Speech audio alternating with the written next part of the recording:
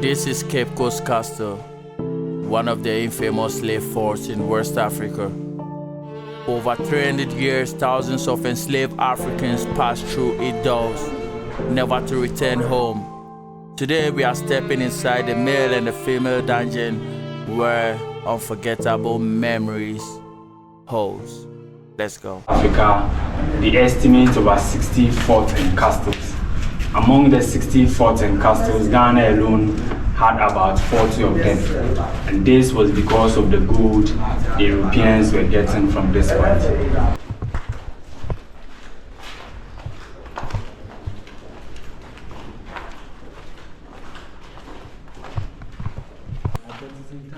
Here in this town? Yeah. Can you show me later the place? Perfect.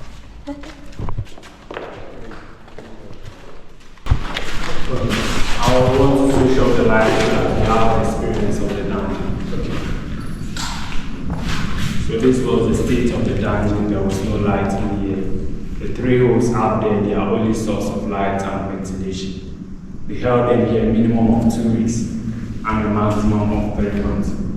Held in the darkness for so long, sometimes we were taken outside for them to be fed out there. The sun rays affected most of them, and most of them became either partially or fully blind upon being taken outside.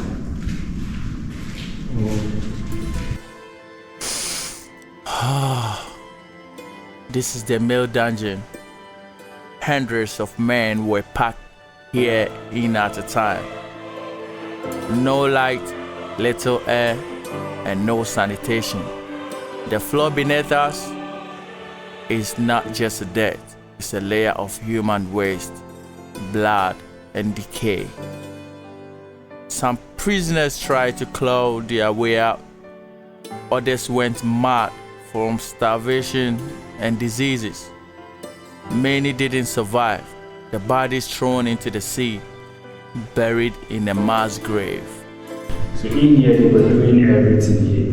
They urinate, they go to toilets, they sleep in here, and sometimes they are fed in here.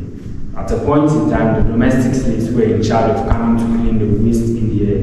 They were not able to come in to clean the place constantly. So constantly the waste mixed up with sand and it covered the whole chamber. So 1974, archaeologists came from the University of Ghana to excavate this very chamber. And after the excavation, he realized the bricks happens to be the original floors of the dungeon. But before he excavated, he was not seeing the bricks. The whole place was covered with a darkened floor. He didn't understand why, so whatever he carried from here, it proved to them that everything they took from here was the urine, toilets, and particles, and the sweat of the ancestors that mixed up with sand and covered the whole chamber. So after the excavation, the archaeologists left a sample here to show to all the suspects. So looking closely to this point, so this happens to be the first chamber in the middle slave dungeon. Please, any questions? Yeah, well, I mean, you said before, like, they were looking for healthy people, right? Because, like, they wanted to, have healthy people. So why would they treat them so badly so that they would get sick? And, I mean, this doesn't really make sense, does it? Thank you very much. There's someone I went to the same question yesterday, I think 2 times. You are the third person to me. So probably during that period, they saw Africans to be different. And the churches were firmly involved during that period. They used some fraudulent and malicious justifications just to thwart the transatlantic slavery. Some of the churches they came out and said Africans, they had no souls. And if Africans had no souls, then basically we are animals. So even if they treat us anyhow, they will be judged. Some also came out and said Africans were descendants of Cain. We check the story of Cain and Abel in the Bible. Africans were portrayed to be Cain, and the Europeans were portrayed to be Abel. So all these fraudulent, malicious justifications was just fueling them for them to continue to treat us the way they were treating us. So if basically we are animals and they treat us anyhow, then probably they are not going to be judged here. That was what most of the churches came out with. Okay, so I see that they found a justification for themselves. but just thinking purely of like I would have a higher price for selling. Even then, you know, you would economically think differently. So that's something I don't get. Can you come again? So I see that they found a justification in the church and the interpretation why they are okay with doing this. But what I don't get is like just thinking of an economic mind, you know, like bringing them here, buying them for a price and bringing them here, they staying here to die. Is it what you're talking about? Yeah, like why exactly? Like it's like, you know, let's say The white guy was asked the question that why did the slave masters treat our people bad whilst they want to do markets with them, you know what I'm saying? Because why would they allow the slaves to die whilst they are expecting to sell them? So it doesn't make sense to him, like why would they be treating the slaves or our ancestors bad? So the guy, the tour guide answered him that it's because of the way the Europeans see the blacks, you know what I'm saying? They see us as animals and they see us as not good. And also I think because some of our people were rebelling against them, so that was what brought about the way. You have to get some of them were also rebelling or something. Yes, some were also rebelling. So this very cheap is known as a strong. All those who try to rebel, they bring them in. It was only this chamber that had a door. So after they shut the door. Okay, so by in case you die here, when they die, they take their bodies out and throw their bodies up into the sea. No befitting burial for the slaves. So I why see. you didn't marry them and they leave them into the sea? They threw them into the sea. Why? Because I made them change so as not to be human. They see them like animals. So that's why they will not even bury them in their sea. Throw it into the sea. But they were very yes. So even in the death, there was racism in them. Was there a second floor here because I can see the ledge on both sides? That's how they eliminated it. No second floor. No, it's the original state of the land. Okay. The hole. This is a spiral. Yes, sometimes the dungeon becomes very aggressive. Not all the time they can get in. So a spiral to one time. When we move to the other chambers, you will see a series of spirals in there.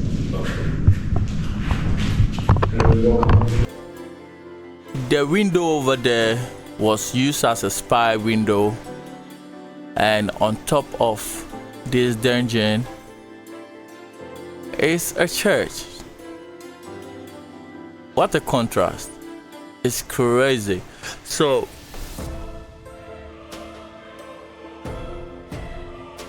whilst they were treating our ancestors bad, they were also praying to God.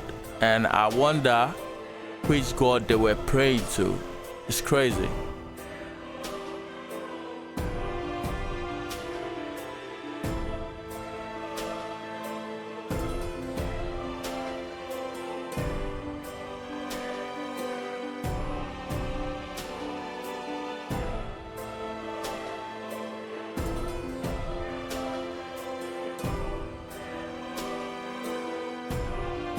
Church. The name of the church, Society for the Propagation of the Gospel. And currently, it is the Anglican Church. So Anglican Church in Ghana, it started on top of this slave dungeon before it moved to various destinations in the country. Some might say it is a mistake for us to see the church on top of the dungeon, but I can testify to the fact that it is not a mistake because it is not only in this castle. When you visit the other castles, you will also find churches on top of the dungeon. When you visit the Omina Castle, the Dutch established a Reformed church on top of the fields of the dungeon. The Catholic church started at their forecourt. After the Anglican church here, the Methodist church started at where the Greeks are. And Presbyterian church also started at this castle. So during that period, the churches were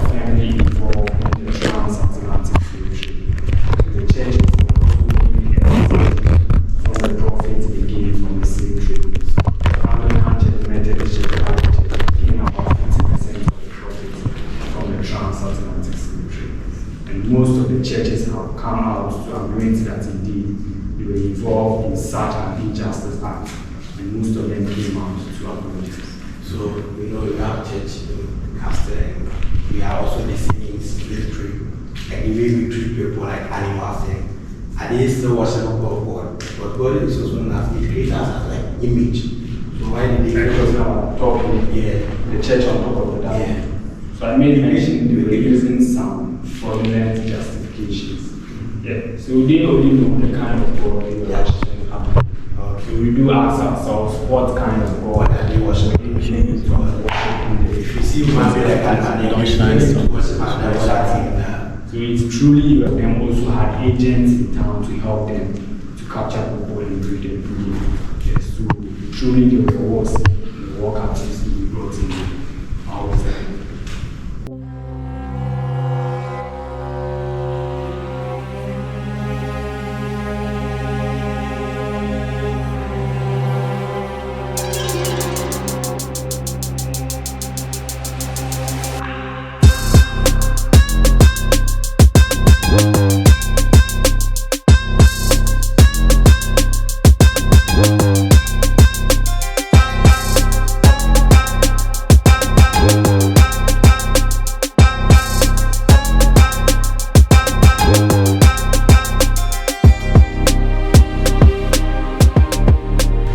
Looking around, you can't see any light in here.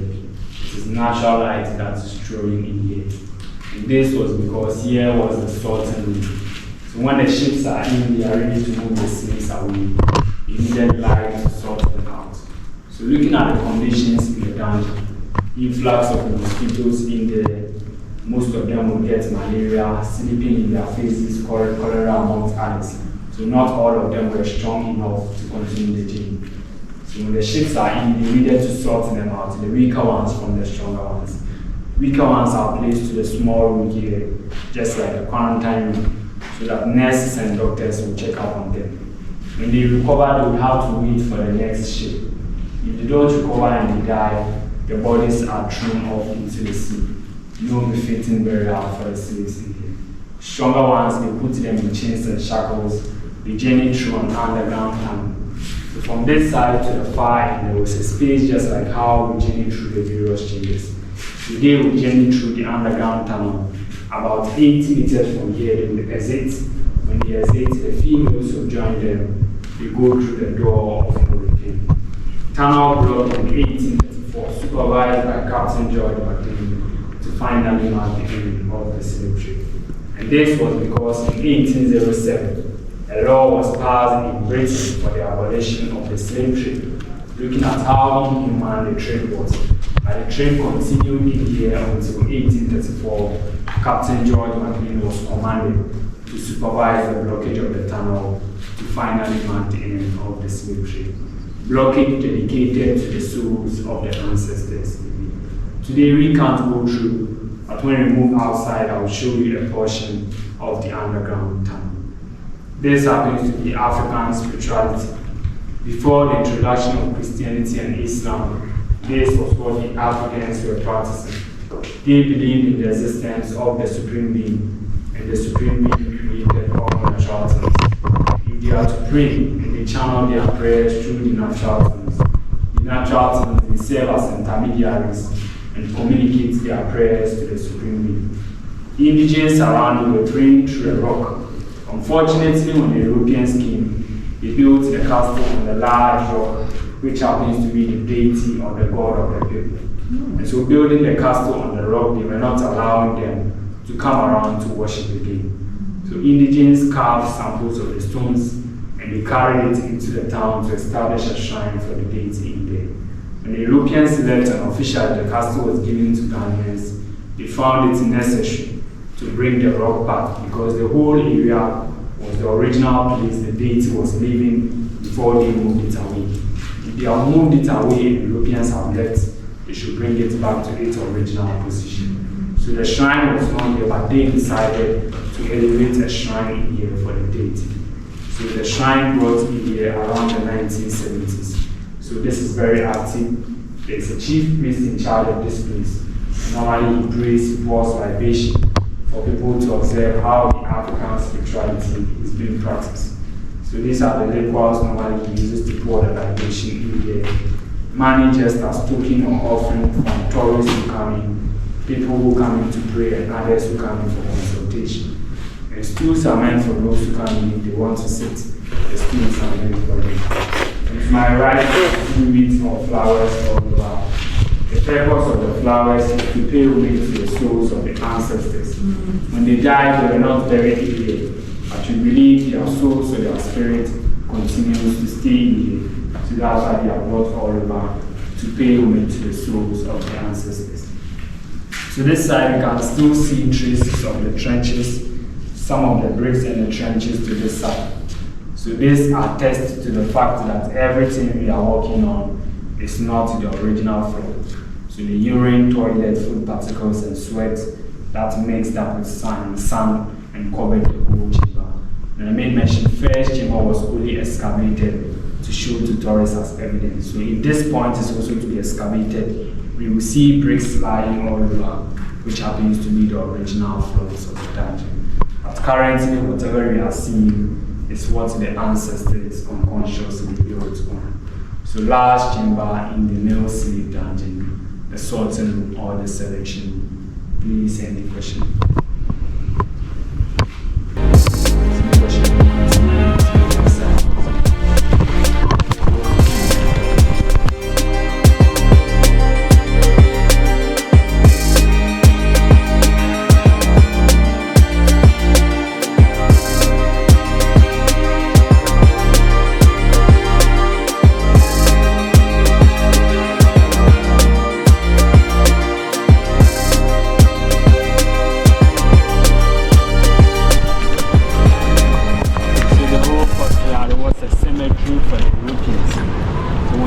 They were buried in there. I made mention when the Africans died, the bodies were thrown off into the sea.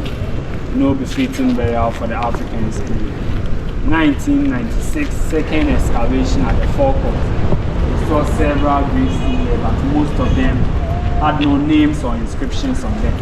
So they covered all of them, remaining the four we are seeing.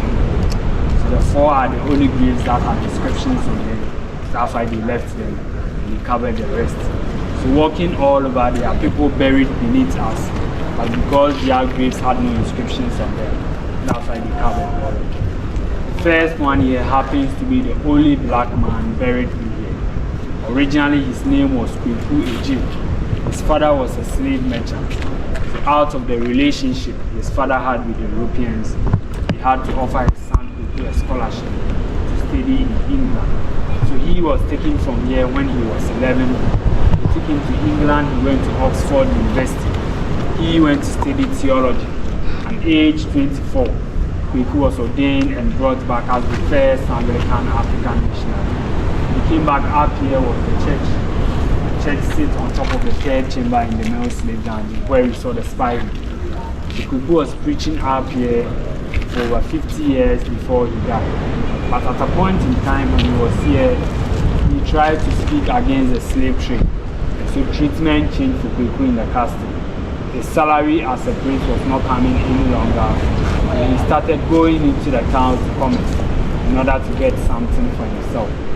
Out in the town, because Kweku was already educated, he started teaching the indigents how to read and write. So in Ghana, when it comes to the Western form of education, it is attributed to this man in here because we believe he came to spread Western education and then go to Ghana. So most of the basic schools around this place have been named after him. So originally he left Ghana as Kweku Ejim, but coming back he came with a different name, Philip Kweku. This was because the Europeans couldn't pronounce the name Kweku very well. So Kweku was corrupted to Kweku or Kwaku. And upon baptizing and Christianizing him in England, he gave him Philip, and his name became Philip Kwaku, losing his original name Kweku Ejim. Age 75, 1816, and he was buried here to be honored because he worked for the British as a priest and a headmaster in then Cape Coast Castle. So he forms the basis of Western education in Ghana. So the only black man buried amongst the whites. Please, any question? was he able like to stop the slavery a bit? Because like you said, he was preaching against it, right? Was he able to do something about it, or he wasn't hurt? He alone cannot stand against all the European officials. Yeah. That's why going for a treatment change in the custody. So his salary is supposed to be any longer. Okay. Yes, but some also do ask if treatment had not changed to people in the custody, would he have even gone into the town to start teaching the children how to read and write? So to some extent, he's portraying himself to be a coming of good and bad Christian. In barely 2 months, she was found dead in George McLean's bedroom. There were 3 rumors that arose after she died. Some said malaria killed Letitia. Some said upon coming in, she realized George McLean was cheating on her with an African mistress by name Ellen Bannerman. So out of jealousy, she poisoned herself. The last one said the African mistress disguised herself to be a servant to poison Letitia so that she would get George McLean for herself. She died aged 36, 1838. And this is the husband, Captain George McLean. He is very popular in Ghanaian history. So there is a bond known as the Bond of 1844. The bond was drafted by this man, signed between Commander Hill and 8 other fancy chiefs. That bond was what led to the colonialism of Ghana for 130 years. He was an administrator in the castle and the president of the slave merchants. So the underground, so that was what they were using to cook for the slaves, to serve as drinking water for the slaves, whether healthy or unhealthy. This was what they were using for them. But the Europeans, they had boreholes in town they were using, so this was purposely created for the slaves. But now we have connected pipes to it. We store pipe-borne water in here.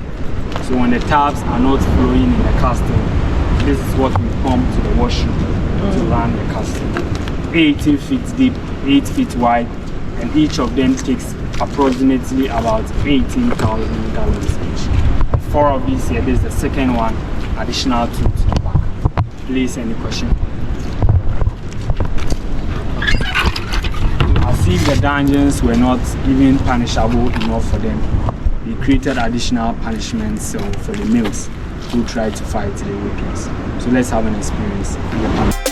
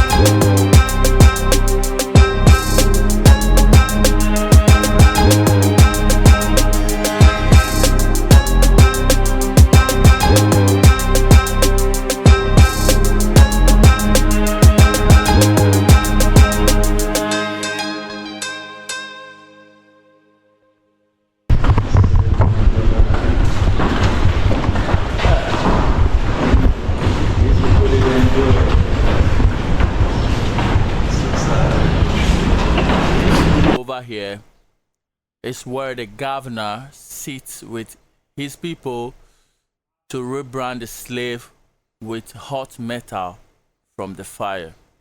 They put on the skin of the slaves like a brand just to sell them, because all of the slave masters have their logo.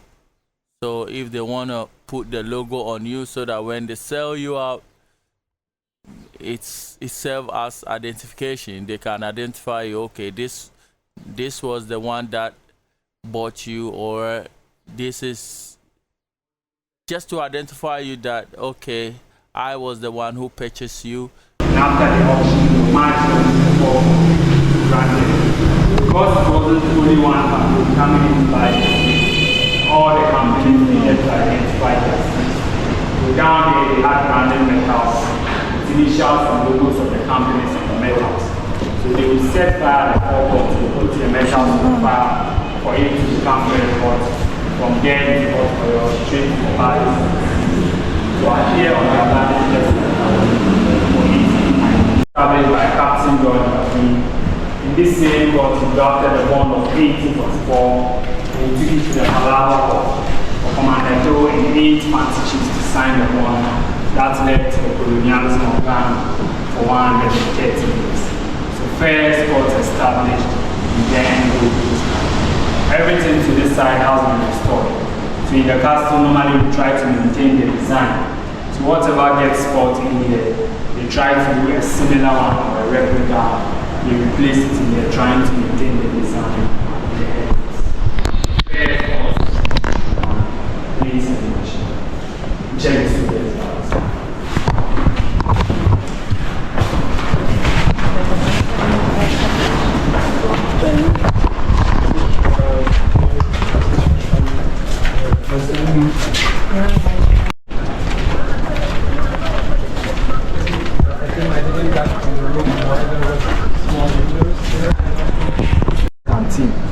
Colonial period here was converted into a prisons for Ghanaians.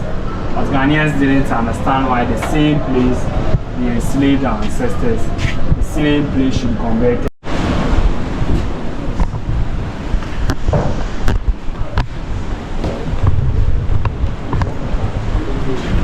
The governor was really enjoying some breeze.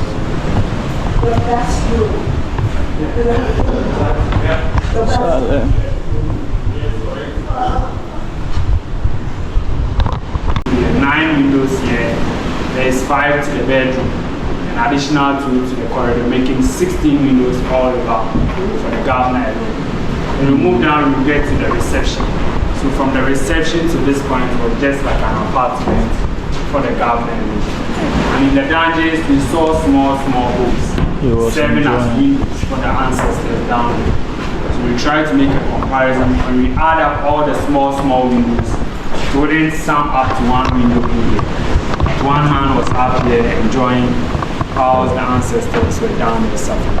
So we tried to make a comparison, but we say there is no cause for judgment in here. We leave judgment only to the Most High God. So you have a look around. Let's check the bedroom. You can see how. To the living room, an additional 2 to the corridor, 16 windows. Let's look through the window. I'm showing a fort. The white building that sits on top of the mountain with a red cap in the bush. That is a fort. The name of the fort is Fort Williams. So when the Europeans finally came in here, they didn't want any other European nation to take over the trade, the customs of them. They gave you 2 forts. The first one. The second one you can't see. The fourth, so they use signs. In the morning they wave red flags, afternoon reflections from mirrors, and evening they use torchlight to signal the soldiers in the air that enemies are approaching. So when they get the signals, they will have to get on board to operate the cannon guns to shoot the approaching ships. So that is the purpose of the fort, to serve as watchtowers at the castle. So when we get down, we will see the communication room to the fort. There's a small hole in there that serves as the link to connect the fort to receive the signals. Please, any question? Then we go down. When you step down here, from here everything is original.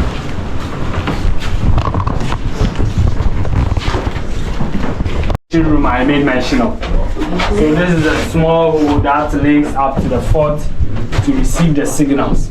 So this was how they were communicating. So I want everyone to have a look. You see the fort sit up there, it links directly so that they can get the signals in case enemy is approaching. You watch, then you join me down. Happens to be a wine room for the governor. That's so cool. The governor is really enjoying the governor. Where were the toilets? We saw a princess. before you step out of the bed, there was a small during that we're talking about organized activity. Probably they will be using something like a chamber board. And you didn't come.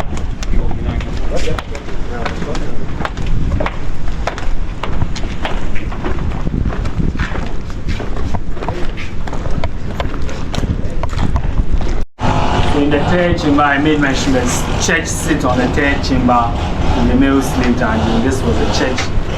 The name of the church, Society for the Propagation of the Gospel. Currently, the Anglican Church. The church at a point in time was converted into a school for the mulattoes or the mixed race children. And now we have converted the place into a children's library. Children around, when they close from school, they come around to it. And this is a spy who I made mention sits directly in front of the church, so that while going in and out of the church, they will be able to hear, to monitor whatever transpires in the dungeon. If they are there and they make noise, the Europeans up here probably they will hear them. So per the analysis up here, they know it's either they are hungry, that's why they are making noise, or they are awake.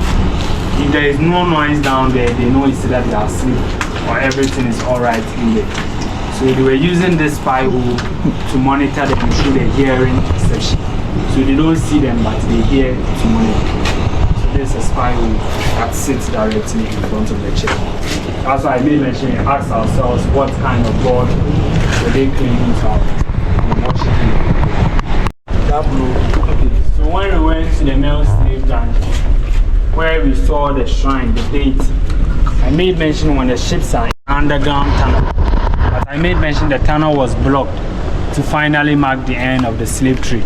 So this happens to be a portion of the underground tunnel. So initially there was a space to where we saw the shrine. They will journey through the underground tunnel through to this point. They will continue to the far end, they will exit from there. When they exit, the females will join them. They go through the door of no return. So to this side, neither a door nor an exit. A soldier just stationed in here to keep an eye on the slaves or to command them to move faster. Another one will be out there to make a head count of the number of slaves. So a portion of the underground tunnel. It is very deep to this side. So you can just lower your head, you stand here, then you have a look. Then we continue. So I have a question. So the slaves...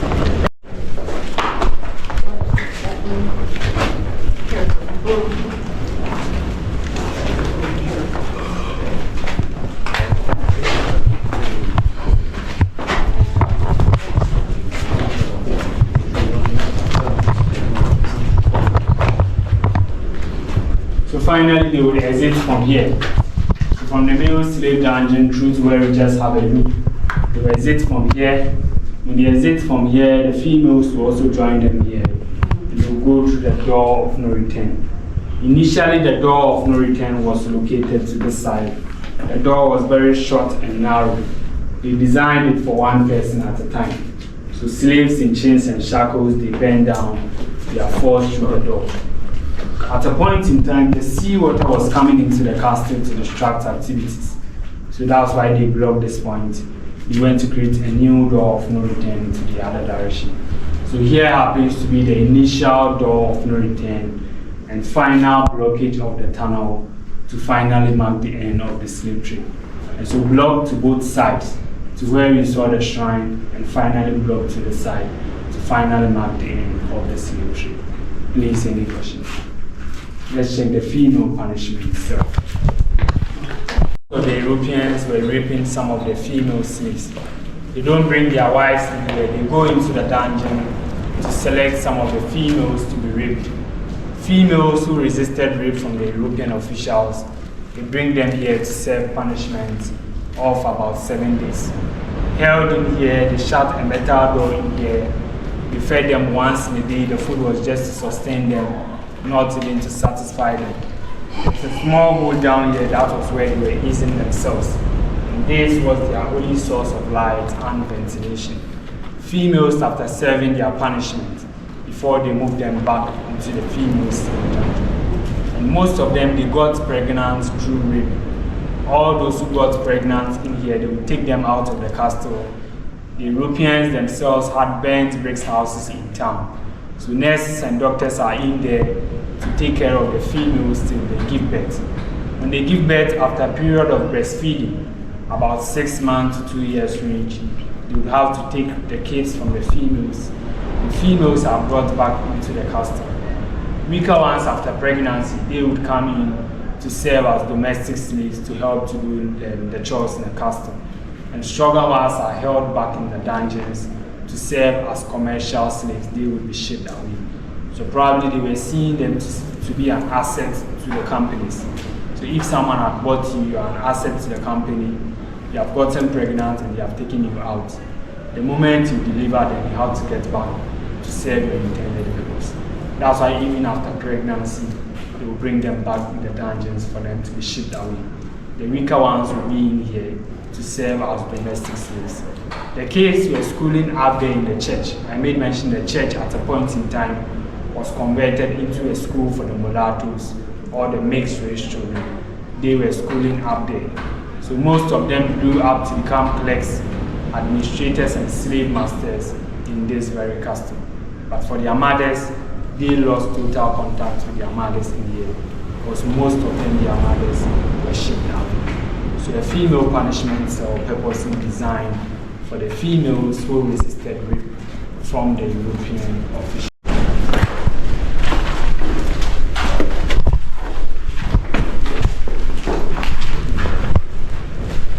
The female slave down in here, there are 2 chambers in here. The other chamber is to our opposite, and each of the chambers held about 150 to 200 female slaves.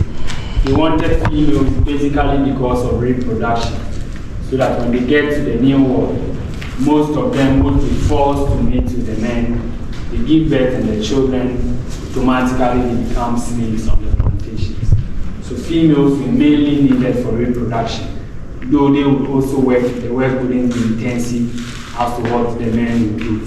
So the men were mainly needed for the active work on the plantations. So that's why they took about 1,000 of the men and about 300 to 400 of the females. In here to the holes we are seeing up here, their only source of light and ventilation, just as we saw in the male slave dungeon. Whatever we are working on contains the excrement of the female ancestors, because in here too, we were doing everything here. They urinate, they go to toilets, they sleep in here, and sometimes they are fed in here. The only sad thing in here is that even after menstruation, there was no bath for the female captives in here. The only time they would get an opportunity to take their baths is when they are being selected to be raped. For that one, they take them up there, they freshen them up for them to be raped. Aside that, no bath for the captives in here. So female slave dungeon and the flowers to pay homage to the souls of the female ancestors. So if no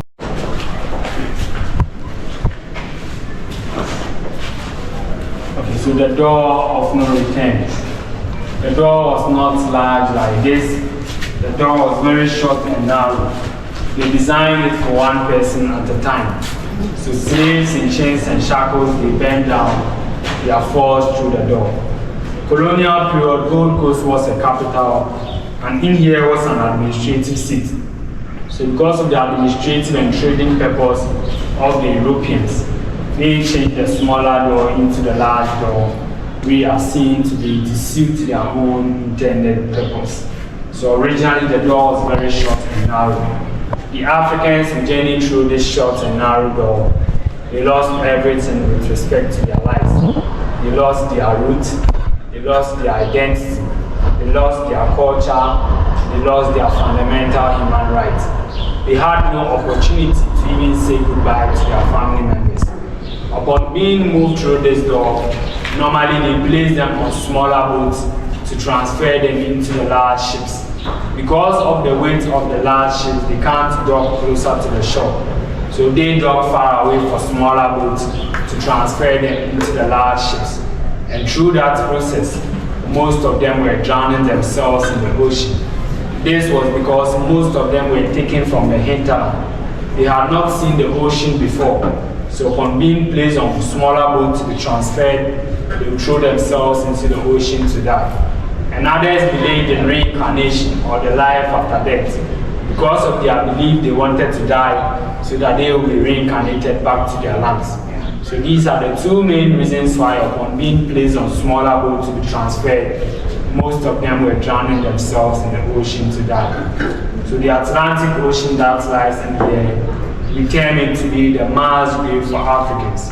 You can't even account the number of Africans that were buried in here and the number of Africans that buried themselves.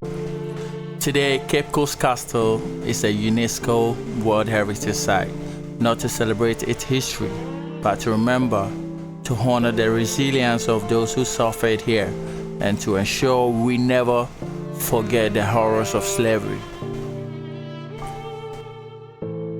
Thank you for watching. Don't forget to subscribe and hit the notification bell for more deep dive into history, music reaction, and also lifestyle content. Don't forget to hit me up. This is your man, Lord M.A. I beg you to die one time for my people. I'm out. I'll see you in the next video. Love you much. Peace. Bless. Pra, pra, pra. Make sure this never repeat itself again. I'm out.